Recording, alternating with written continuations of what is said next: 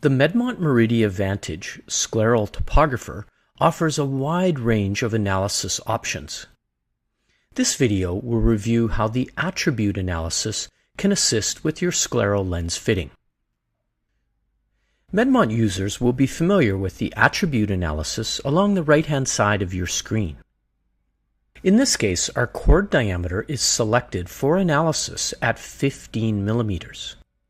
At this diameter, we can see the flat meridian sagittal depth, or the shallow meridian depth, is 3,698 microns. Just below, we can see the axis of the flattest meridian of the eye, 3 degrees. In the case of a symmetric or spherical landing lens, we'd expect it to land across the 3-degree axes.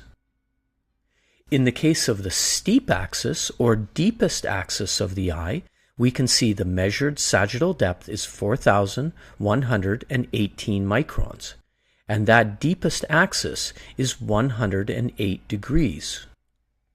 When comparing our flat and steep axis, we can see the sag difference at a 15 millimeter chord is 420 microns.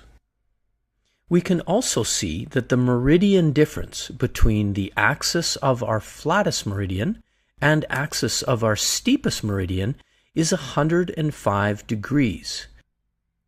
The farther the meridian difference is from 90 degrees, the more likely an asymmetric lens may be required.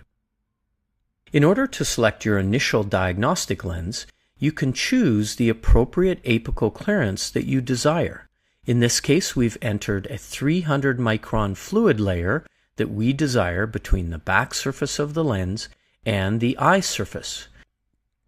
Based on the entered apical clearance, the Medmont software has calculated that a sagittal depth of 3,998 microns would be the recommended sag of scleral lens to start with.